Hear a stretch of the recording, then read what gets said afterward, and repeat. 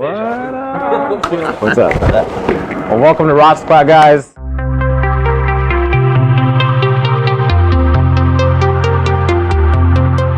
What's up? My name is Daniel Kasidi, founder of Rastaclat. Where did the original concept of Rastaclat come from? Really came from my love of skateboarding and fashion. You know, when I was 17 years old, I was lucky enough to get a Flow sponsorship from a skate shoe company. And I used to throw the extra laces in the side of my room. And one day, just waiting for a friend to pick me up to go skate. It was taking forever to pick me up, and I ended up just taking one of those extra laces and kind of playing with it and making a bracelet out of it. And, you know, just worked to school the next day, and all my buddies loved the concept, and they all asked for one, and it just kind of grew from 10 people the first day to 20 to 40, and it just kind of grew into this small town, like, you know, micro business. And the cool thing about it is everyone I gave the bracelet to had like a cool story of, you know, inspiration or positivity or confidence or something positive came from it. So it was kind of birthed off of a cool, interesting product, but also an exchange of like positive vibes. So that's what kept me doing it. You know, turning that concept into a business, first of all, it took like education. You know, I was in high school at that point and I didn't know how to manufacture.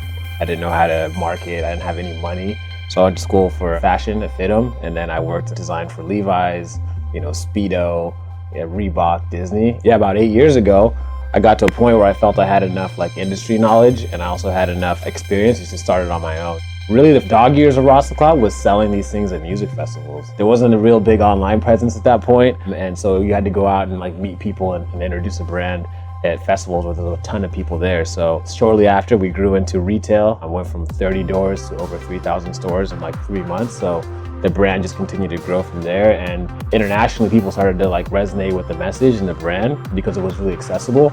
So that grew from just being in the US to over 45 countries now. Fast forward, licensing became a part of the equation. So the NBA, you know, we did stuff with Sanrio and a lot of great collaborations. So really a lot of those things have helped build the business, and we got an amazing business now, so we're excited.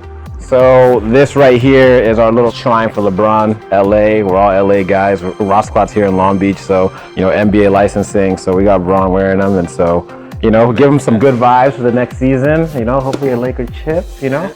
Culture at Rastaclat is a family, man. Our logo is a lion, and the interesting thing about a lion is it's the only cat in the Panthera family, which when they have cubs, it's like they grow in families, right? So that's our culture. It's about family. It's about having pride in what you do and passion and all those things. So it really is a family atmosphere. Everyone here comes from so many different lifestyles, from skaters to like geeks to all sorts of stuff. So it actually makes it fun to come to work. You can meet and learn a lot about other people. So the culture is out of, you know, family and positivity and loving what you do, because that's what matters.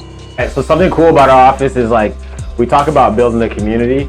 So what you'll see is our artwork around the office is just like people that love Rastaclat. It's almost like user-generated content, but art. When we got this office, it wasn't like, hey, let's go out and find artists to make art for our office. Kids online go and like make dope art, and so we put it up in the office. So I love a lot of this stuff that's in here. This is it's probably my favorite pieces someone drew, because it's like you're the cat looking in the mirror, but you're like, you know, you're that lion. It's about like having that positive mindset and believing in yourself and confidence. So one of my favorite pieces. It's really amazing how a simple message can inspire people and change people's like mindsets. The coolest story that I have is probably about 2 years ago, I ended up going to China. And you know, China is like, they don't have Facebook, they don't have Pandora, they don't have a lot of the apps and marketing that we have. There's sort of like that block, you know, in the system. And so I went to an activation, and, you know, I was getting interviewed, and a kid comes up to me later, like, hey, I'm a really big fan of the brand. Can you sign something? And I'm like, hey, why do you wear Rastaclat? And he's like, in broken English, he's like, oh, every day reminds me to seek the positive, to do something positive. And it tripped me out. You know, even though I know that this is what we're doing every day, but to see a young person in a culture that's not even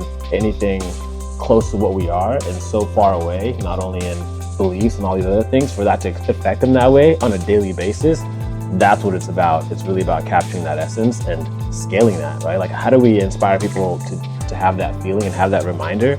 By the millions, by the billion. At the end of the day, that's the business that we're in, is scaling positivity.